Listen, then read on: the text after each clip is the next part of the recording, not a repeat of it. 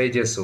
प्रभु यीशु में प्यारे बहनों एवं भाइयों, और एक बार फादर आप सभी लोगों को यीशु के नाम पे अभिवादन करते हैं और स्वागत करते हैं आज 69वां दिन की व्याख्या सुनने के लिए बाइबल तीर्थ यात्रा में।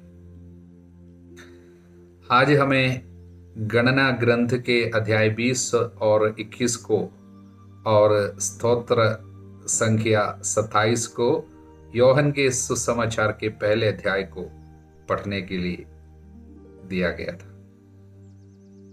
प्रियजनों, गणना ग्रंथ के 20 और 21 बहुत ही महत्वपूर्ण दो अध्याय हैं। नए विधान में यीशु के कार्यों को समझने के लिए ये दो अध्याय को समझना बहुत ही जरूरी है। साथ में इन दो अध्याय में इस्राएलियों के 38 साल के मरुभूमि के जीवन ये दो अध्याय में समेटा हुआ है। यानी ये दो अध्याय के बाद जब 22वां अध्याय में हम पहुंचते हैं, पहला वचन, इसके बाद इस्राएलियों ने आगे बढ़कर यरदन नदी के उस पार यरीको के सामने मेवाब देश के मैदान में पड़ाव डाला। इसका मतलब मरुभूमि पार करते हुए 38 साल लेकर इन लोग वायदा किया हुआ देश के करीब फिर से पहुंच गया। हालेलुया। तो ये 20वां अध्याय में दो जन की मृत्यु होती है। एक है मिरियम जो मूसा की बहन है, दूसरा है हारून, प्रधान याजक हारून की मृत्यु हो रही है, मूसा का बड़ा भाई। और इसमें एक विशेष घटना है जिसे हमें अर्थ समझना है। वो मरीबा के जल के बारे में है। पानी नहीं मिलने के कारण लोग फिर से शिकायत की, मरुभूमि है, और वहां पर इन लोग शिकायत करने के कारण वचन 6, मूसा और हारून सभा को छोड़कर दर्शन कक्ष के द्वार पर आए। वे मुंह के बल गिर पड़े, प्रार्थना कर रहे थे। जब भी कुछ तकलीफ होते हैं इन लोग वही करते हैं। जब भी लोग बहुत ही क्रोध में आ जाते हैं और इनके विरुद्ध भुनभुनाते हैं, यही करते हैं, जाके प्रार्थना करते हैं। तब प्रभु की महिमा दिखाई दी और प्रभु ने उनसे कहा, मूसा से कहा, वचन 8, डंडा ले लो, अपने भाई हारून के साथ समुदाय को एकत्र करो। तुम लोगों के सामने चट्टान को ये आदेश दोगे। सुनना, लोगों के सामने चट्टान को, रॉक बड़ा पत्थर है, आदेश दो, हमें अपना पानी दो। चट्टान को आदेश देना। इस प्रकार तुम चट्टान से पानी निकालोगे, तुम लोगों और पशुओं को पीने के लिए पानी दोगे। ये प्रभु ने उनसे कहा। और मूसा जाकर क्या किया? मूसा और हारून ने चट्टान के सामने लोगों को एकत्र किया और उनसे कहा, विद्रोहियों सुनो, क्या हम तुम लोगों के लिए इस चट्टान से पानी निकाले? थोड़ा क्रोध में है। मूसा ने हाथ उठाकर 2 बार चट्टान पर डंडा मारा, चट्टान से पानी की धारा फूट निकली। इस प्रकार लोगों और पशुओं को पीने के लिए पानी मिला। इसके बाद प्रभु ने मूसा और हारून से कहा, तुमने मुझ में विश्वास नहीं किया और इस्राएलियों की दृष्टि में मेरी पवित्रता को बनाए नहीं रखा, इसलिए तुम इस समुदाय को उस देश नहीं पहुंचाओगे जिसे मैं उन्हें दे दूंगा। देखिए, इसे मूसा का दोष या मूसा ने जो पाप किया, मूसा का पाप जाना जाता, द सिन ऑफ मोसेस, जिसके चलते वो वायदा किया हुआ देश पहुंच नहीं पाया, कनान देश पहुंच नहीं पाया। ये क्या पाप है? प्रभु ने बोला था चट्टान को आदेश दो, लेकिन ये चट्टान को मारा। पहले एक बार वो निर्गमन ग्रंथ के अध्याय 17 में प्रभु ने चट्टान को मारने के लिए कहा था, मारा था, उस समय पानी आया था। शायद मूसा के मन में यह था, वो जाके इस बार भी मारा, पानी तो आया। तो पानी क्यों आया इस बार मारने पर भी?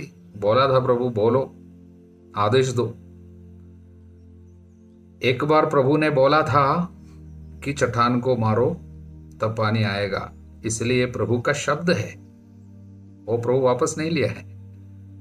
और इसलिए मूसा जाकर मारा, पानी तो आया, क्योंकि जो भी लिखी हुई बात का पालन करता है और प्रभु के शब्द को विश्वास के साथ दावा करता है, मिलता है। इसलिए उसने किया, पानी तो आया। लेकिन प्रभु प्रसन्न नहीं हुआ और इनको दंड मिला। बहुत बड़ा दंड है। इतना कष्ट उठा के लोगों को लेके आया और उसके बाद उस पर जा नहीं पाएगा। कारण क्या है, इसको समझना है। तो पुराने विधान में इस्राएलियों की जो यात्रा है मिस्र से कनान देश तक, वो हम सभी लोगों के नए विधान में प्रभु पे विश्वास करने वाले हर एक विश्वासी की यात्रा है, हमारा जीवन है। हमारे बारे में जो कुछ भी प्रभु चाहा है वो सब पुराने विधान में उनके साथ घटित होने दिया है, छाया मात्र।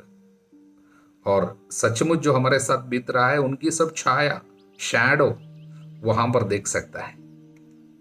उदाहरण के लिए उन लोग लाल सागर पार करके आए। वचन हमें कहता है हम लोग बपतिस्मा के द्वारा यही करते हैं, नए विधान। उनको प्रभु दिन रात उपस्थिति देता रहा। दिन में ये बादल के खंबे के रूप में बादल में, और रात में और जो आग के खंभा बनकर प्रभु साथ में उपस्थिति देता था। हमारे साथ पवित्र आत्मा निरंतर उपस्थिति देता है। इसलिए पवित्र आत्मा का वो अभिषेक हमको दृढ़ीकरण संस्कार के द्वारा मिलता है। उनको स्वर्ग से मन्ना प्रभु ने दिया भोजन के रूप में, हमको परम प्रसाद प्रभु देता है। इसलिए हमारे सारे कार्य वहां पर हमको देखने को मिलता है। और इसलिए जो चट्टान है और लोगों का प्यास है, और मूसा को मारने के लिए आदेश दिया था पहले, और बाद में आदेश केवल 2 मारना नहीं है, केवल बोलना है, ये सब बोला था। इसका भी आध्यात्मिक अर्थ है। वो ये है, बाइबल हमें बताते हैं कि पुराने विधान में लोगों के अंदर जो प्यास है पाने के लिए, वो नए विधान में हर एक व्यक्ति जो प्रभु के चुने हुए लोगों के हृदय में मुक्ति के लिए जो आग्रह है, बचना है, मुझे आत्मा को बचाना है, ये आग्रह है, प्यास। और उसके लिए क्या करना चाहिए था? चट्टान जो है यीशु का प्रतीक है। बाइबल हमें बराबर बताता है। कुरिन्थियों का पहला पत्र अध्याय 10 वचन 4 में बताता, वो जो चट्टान वो प्रभु यीशु है। हालेलुया। तो पुराने विधान में सबसे पहले प्रभु ने उनको कहा निर्गमन ग्रंथ के 17 में, जाके चट्टान को मारो तब तुम्हें पानी मिलेगा। वो पानी जो है आशीर्वाद है, जो कृपा है या मुक्ति है, चंगाई है, सब कुछ है। इसका मतलब पुराने विधान में ऐसा था, लोगों को करना चाहिए था कुछ मिलने के लिए। इसलिए इनको सारे कर्म, बहुत कुछ आदेश, 613 आदेश था, उनका सब पालन करना था। और कितना बलि चढ़ाना था, जानवरों का बलिदान पाप क्षमा के लिए। और थोड़ी सी कमी उनके काम में आ जाते तो दंड आ जाता था, यहाँ तक कि मृत्यु हो जाती थी, या उनको देश नष्ट हो जाता था, या घर नष्ट हो जाता था। काफी बड़े बड़े विपत्ति उनके ऊपर आ जाती थी। तो उनको काम करना पड़ता था, माने अपने कर्म के द्वारा बच जाए। इसलिए इसको हम लोग बोलते हैं संहिता के कर्म कांड। तुम मारो तो पानी आएगा, तो मारना पड़ता था। तो मूसा का जो मारना, वो सब पुराने विधान का वो एक प्रतीक था। यानी मनुष्य अपने कर्म कांड के द्वारा पाप मुक्त हो जाते थे, और जो अशुद्ध हो जाते थे किसी बातों पर, वो अशुद्धि से बाहर आना है तो उनको कुछ कुछ करना पड़ता था। इसलिए पहला वो प्रतीक है निर्गमन ग्रंथ के 17वां अध्याय में, मारने के द्वारा पानी आएगा, उसका प्रतीक था। हालेलुया। लेकिन प्रभु उससे आगे कुछ करना चाहता है। वो है हमारे साथ जो किया नए विधान में। वो क्या है? ईसा मसीहा अपने दुख भोग एवं मृत्यु में संहिता के पूरे कर्म कांड को पूरा कर रहे हैं। हालेलुया। अब नए विधान में हमारी मुक्ति कर्म कांड के आधार पर नहीं, तुमने कितना किया या बकरी को या बलि चढ़ाया या गाय का बलि चढ़ाया या इस तरह के बलिदान, जानवर के बलिदान के द्वारा पाप मुक्ति हमको नहीं मिलती है, बल्कि हमारी मुक्ति प्रभु ईसा मसीहा के एकमात्र बलिदान की योग्यता पर विश्वास करने के द्वारा हमको मिल जाती है। हालेलुया। इसलिए प्रभु ने इस बार मूसा को आदेश दे रहे हैं, जाकर विश्वास के साथ, यानी वो डंडा को लेकर जाना, वो विश्वास का अधिकार है। इसके द्वारा प्रभु ने कितना कार्य किया था वो डंडा के द्वारा, तो उसको हाथ में लेना है। इसका मतलब ये मारने के लिए नहीं, बल्कि ये विश्वास हाथ में लेना, और उसके द्वारा केवल बोलना काफी है, यानी विश्वास का शब्द बोलना, विश्वास का शब्द घोषित करना काफी है। लेकिन मूसा विश्वास का शब्द घोषित करने के बदले फिर से पुराने कार्य में गया, डंडा मारने का कार्य, मारने के द्वारा, जो उनके लिए प्रभु को प्रसन्न करने लायक कार्य नहीं था। इसलिए प्रभु ने इनसे कहा, तुम उस पार नहीं जाओगे। इसका मतलब अब हम नए विधान में उस पार कनान देश, यानी मुक्ति का जगह, यानी हमारी मुक्ति उससे नहीं है, यानी कर्मकांड के द्वारा हम नहीं जाएंगे। यानी मूसा का फिर से मारना वो कर्मकांड का प्रतीक बन गया, उसके द्वारा हम आगे नहीं जाएंगे, बल्कि अब किसके द्वारा जाएगा, उसके लिए प्रभु ने जोशुआ को चुना। जोशुआ पुराने विधान में, यानी इब्रानी भाषा में जोशुआ का मतलब है जीसस। तो ये जोशुआ का ये यीशु का प्रतीक है। और ये जोशुआ को एक और विशेषता है, जिन्होंने 14वां अध्याय में हम देखते हैं विश्वास का शब्द घोषित किया था। जब सारे इस्राएली रो रहे थे ये सुनकर कि वहां पर हम कनान देश में बड़े बड़े शत्रु है, हम जाने से उन लोग हमको मार डालेगा सब, उस समय जोशुआ ने ये शब्द बोला था। साथ में जोशुआ और कैलेब था, ये दोनों ये शब्द बोले थे, देखिए इस तरह डरते हुए, शत्रु से डरते हुए हम प्रभु के साथ विद्रोह नहीं करेंगे। प्रभु हमारे साथ है, इसलिए हम जीत सकते हैं, हम ये विजय हासिल कर सकते हैं, प्रभु हमारे साथ है। इस तरह विश्वास का शब्द बोला था। इसलिए प्रियजनों, ये जोशुआ जो है अब नए विधान में प्रभु का एक प्रतीक है। तो मतलब क्या है, अब हम नए विधान में मारने के द्वारा, चट्टान पर मारने के द्वारा नहीं, बल्कि अपने विश्वास का शब्द घोषित करने से चंगाई, नया जीवन, मुक्ति स्वीकार करेंगे। इसलिए तो बाइबल में हम लोग पढ़ते हैं गलातियों के लिए लिखे पत्र अध्याय 2 वचन 16, फिर भी हम जानते हैं मनुष्य संहिता के कर्मकांड द्वारा नहीं, बल्कि ईसा मसीह में विश्वास द्वारा पाप मुक्त होता है। हालेलुया। रोमियो के अध्याय 5 वचन 1, ईश्वर ने हमारे विश्वास के कारण हमें धार्मिक माना है। हम अपने प्रभु ईसा मसीह द्वारा ईश्वर से मेल बनाए रखे, इसलिए हम यीशु के द्वारा मुक्ति पाते हैं, विश्वास के द्वारा मुक्ति पाते हैं, और कर्मकांड के द्वारा नहीं है। इसलिए ये वचन हमको याद दिलाते हैं कि हम लोग प्रभु में विश्वास के कारण, उदाहरण के लिए अध्याय 2 एफेसियों के अध्याय 2 वचन 10 में पढ़ते हैं, उसने ईसा मसीह द्वारा हमारी सृष्टि की, जिससे हम पुण्य के कार्य करते रहे और उसी मार्ग पर चलते रहे, और ये कृपा विश्वास द्वारा हम लोगों को उद्धार किया है। वचन 8, उसकी कृपा ने विश्वास द्वारा आप लोगों का उद्धार किया है, ये आपके किसी पुण्य का फल नहीं है, ये तो प्रभु का वरदान है। इसलिए नए विधान में ये नहीं सोचे हम लोग ये करने से, वो करने से हमारे पाप क्षमा मिलेगा या मुक्ति मिलेगी या हमको श्राप से छुटकारा मिलेगा, बल्कि हमको इससे छुटकारा मिलता है, प्रभु पे हमारा विश्वास प्रकट करे। तो फिर नए विधान में कर्म काय के लिए प्रार्थना होती है, त्याग होता है, कन्फेशन, पाप स्वीकार करता है। ये सब ये डर के मारे नहीं कि ये नहीं करने से हमको स्वर्ग नहीं मिलेगा सोच के नहीं, बल्कि ये सब हम क्यों करते हैं, जो ईसा मसीह में विश्वास करते हैं वो ऑटोमेटिकली कर डालेगा, क्योंकि वो प्यार है। हम पाप स्वीकार के लिए क्यों जाते हैं, यह सोच के नहीं कि ये नहीं करेगा तो हमको दंड मिलेगा, हम नरक जाएगा, नहीं, बल्कि हम पाप स्वीकार इसलिए करने जाते हैं, प्रभु हमने पाप के द्वारा आपको दंड दिया, आपको दुख दिया, और हमने आपको दुख दिया सोच के इसलिए हम लोग जाते हैं, प्यार के कारण जाते हैं। हम प्रार्थना क्यों करते हैं, हम प्यार करते हैं इसलिए। हम क्यों बराबर साथ के सामने बैठते हैं, हम प्यार प्रभु से करते हैं इसलिए। हम इसलिए नहीं बैठते हैं कि हमारा हमारा दंड दूर हो जाए या हम स्वर्ग जाए, इसलिए हम काम नहीं करते। इसलिए नए विधान की एक विशेषता यह है, हमारा सारा कार्य हमारे विश्वास और प्यार का प्रकटन है। इस बात को समझाने हेतु मूसा को प्रभु दंड दिया। हालेलुया।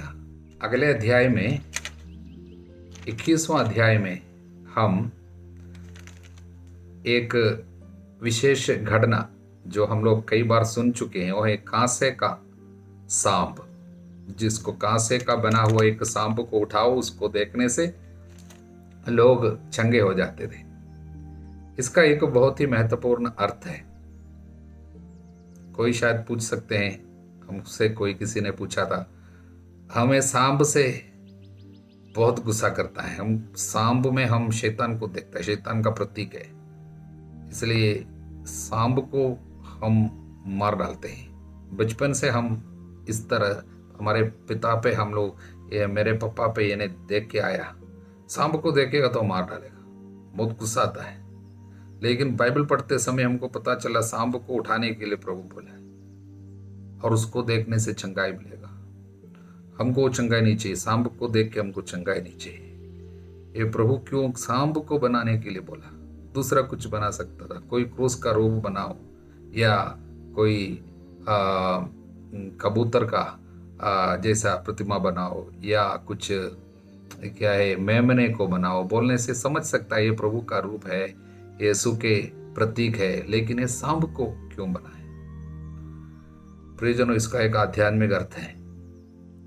उसको समझाने के लिए शायद थोड़ा सा समय ज़्यादा लगेगा, इसलिए मैं शायद कल आपको इसके लिए एक अलग सा वीडियो में अलग से शिक्षा दे दूंगा, जिससे आपको समझ में आए कि इसका अर्थ क्या है, इस सांप को उठाने का अर्थ क्या है। इसको समय लेकर थोड़ा समय कल समझाऊंगा। अब हम सीधा स्तोत्र, आज भजन संहिता में जाएंगे। हम लोगों को आज पढ़ने के लिए दिया गया था स्तोत्र संख्या 27। इसके विषय में जरा हम सोचेंगे। स्तोत्र संख्या 27 बहुत ही सुंदर, बहुत ही शक्तिशाली, महत्वपूर्ण एक स्तोत्र है। प्रभु की खोज करने वाले, प्रभु की प्रतीक्षा करने वाले एक व्यक्ति के जीवन को मिलने वाले आशीर्वाद और कृपा, उसके विषय में बताए गए। मुख्य रूप से इस स्तोत्र को 2 भाग में बांट सकता है। वचन 1 से 6 तक वो भरोसा और प्यार नाम दे सकता है। भरोसा और प्यार है उसका प्रकटन है। और 7 से 13 तक प्रार्थना है। और एक वचन, अंतिम वचन 14वां वचन, वो एक प्रोत्साहन है लोगों को। तो भरोसा और प्यार, वो पहला भाग, उसको हम 3 भाग में बांट सकता है। वो 1 से 3 तक का भाग वो भरोसा है, और 14 प्यार प्रकटन है, यानी वो उसका आग्रह प्रभु के साथ रहने का। वो बोलता है, मैंने एक ही वरदान मांगा है, यही मेरी अभिलाषा, प्रभु की सौम्यता के दर्शन के लिए, उनके मंदिर की देखरेख के लिए मैं जीवन भर प्रभु के घर में निवास करूं। कितना प्यार है। और 5 और 6 वो जो है, भरोसा रखने वाले एक व्यक्ति को प्रभु की उपस्थिति से कितने आशीर्वाद मिलती है, वो लिखा हुआ है। फिर एक बहुत सुंदर प्रार्थना है, आप पढ़े होंगे। और अंत में एक प्रोत्साहन है लोगों को, प्रभु की प्रतीक्षा करो, दृढ़ रहो, ढारस साहस रखो, प्रभु की प्रतीक्षा करो, यानी निराश नहीं होना। प्रभु जरूर कार्य करेगा, मेरे लिए कि आपके लिए भी करेगा, इसलिए हमको प्रोत्साहन देते हैं। इसलिए इस सुंदर स्तोत्र को अनेक लोगों ने अपने जीवन की विपत्ति के, परेशानी के समय में इस्तेमाल करते हुए, इस वचन को दोहराते हुए आशीर्वाद पाए हैं। हम भी इस वचन को इस्तेमाल करें, भरपूर आशीर्वाद को हम दावा करें। हालेलुया। आज से हम यूहन्ना के सुसमाचार को शुरू कर रहे हैं। योहन जो प्रभु को बहुत प्यार करता था, इसलिए उनके सुसमाचार, प्यार का सुसमाचार जाना जाता है। हर शब्द में प्यार कूट कूट कर भरा हुआ है। ये दिल लगाकर पढ़ने वालों को इनसे निकलने वाला प्यार और प्रभु के प्रति जो प्रेम है हमारे दिल में भरते रहने का अनुभव जरूर हमको मिलेगा। पहले अध्याय से हम केवल एक संदेश देना चाहते हैं, वचन 35 से। दूसरे दिन योहन फिर अपने 2 शिष्यों के साथ था। उसने ईसा को गुजरते देखा और कहा, देखो ईश्वर का मेमना, ईश्वर का मेमना। हम जानते हैं मेमना मनुष्य के पापों के लिए बलि चढ़ाए जाते हैं, इसलिए ईश्वर का मेमना यानी ईश्वर मनुष्य के लिए एक मेमने का प्रबंध कर रहे हैं। हमको याद आएगा इस समय पुराने विधान में उत्पत्ति केंद्र में इब्राहिम को प्रभु ने आदेश दिया था बेटे का बलि चढ़ाना होगा, और उसको बलि चढ़ाने के लिए जब पप्पा ले गया, प्रभु के प्रति प्यार के कारण, भले ही दिल में दुख है, भयानक दुख, आंखों में आंसू के साथ बेटे को बलि चढ़ाने के लिए ले गया। उस समय बलिवेदी बनाई और बेटे को रखा, हाथ में चूरा ली, बलि चढ़ाने के लिए हाथ जब उठाया, उस समय स्वर्गदूत प्रकट होकर कहा, नहीं, मैं प्रभु प्रसन्न हो गया तुम्हारे समर्पण पर, और देखो, मुड़कर देखो, वहां पर एक मेमना दिखाई दे रहा है, वो जो कांटों के बीच में, वो झाड़ झंझाड़ के बीच में फंसा हुआ था, उनको लेकर बलि चढ़ाओ। तो तब से ये लोग बताते हैं पर्वत पर प्रभु प्रबंध करता है। इब्राहिम के विश्वास पीढ़ी दर पीढ़ी इस तरह प्रभु प्रबंध करेगा पर्वत पर। अब हमको याद आते हैं जब ये ईसा मसीहा को दिखाते हुए जब योहन साक्षी देता है, देखो ये ईश्वर का मेमना है। वो बच्चा जो बच गया था हम है इसहाक। हमारे पापों के कारण या माता पिता के पापों के कारण जो पाप जो आ रहे हैं, जो हमारे ऊपर विपत्ति बनकर हम सभी लोगों को मरना चाहिए था, हमारे बदले में पिता ने प्रबंध किया हुआ वो मेमना है यीशु। हम सब आज जीवित इसलिए इस मेमने के कारण, उनके बलिदान के कारण। तब दोनों शिष्य जब योहन बपतिस्ता ने अपने शिष्यों को ये कहा, देखो वो ईश्वर का बलित मेमना है, वो दोनों शिष्य उसकी बात सुनकर ईसा के पीछे हो लिए, योहन को छोड़ दिया, यीशु के पीछे हो लिए। कुछ समय के बाद ईसा मुड़कर अपने पीछे उनको आते देखा और कहा, क्या चाहते हो? प्रभु सबसे पहले योहन के सुसमाचार के अनुसार यीशु के मुंह से निकला पहला शब्द ही है, क्या चाहते हो? क्या चाहते हो? आज प्रभु हमसे पूछते हैं, क्या चाहते हो? तुम क्या चाहते हो? मेरे पास क्यों आते हो? चंगाई चाहते हो या घर के लिए कुछ आशीर्वाद चाहते हो या कुछ नौकरी चाहते हो? क्या चाहते हो? शायद वास्तव में हमको आज पूछना है ये बात अपने से, मैं क्या चाहता हूं? मैं क्यों ईसाई हूं? मैं क्यों प्रभु के पास जाता हूं? मैं क्यों प्रार्थना करता हूं? क्या कारण है? देखिए इन लोगों ने क्या बोला। उन्होंने उत्तर दिया, रबी आप कहाँ रहते हैं? देखिए प्रभु पूछता है और इन लोग दूसरा प्रश्न पूछता है उल्टा। इसका मतलब प्रभु पूछता क्या चाहते हो, तो इन लोग पूछते आप कहाँ रहते हैं। इसका मतलब हम आपके निवास स्थान देखना चाहते हैं, हम आपका घर देखना चाहते हैं। अब हमको याद आते हैं प्यार। स्तोत्र 27 में दाऊद कहते हैं, मेरी एकमात्र अभिलाषा है मैं प्रभु के निवास स्थान को देखूं, वहां पर जीवन भर रहूं।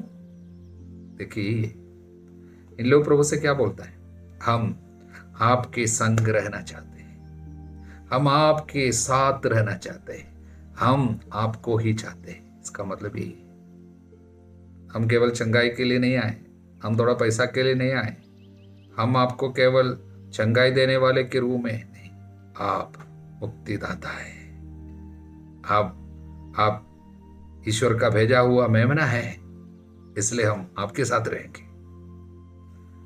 तब प्रभु ने कहा, आओ और देखो।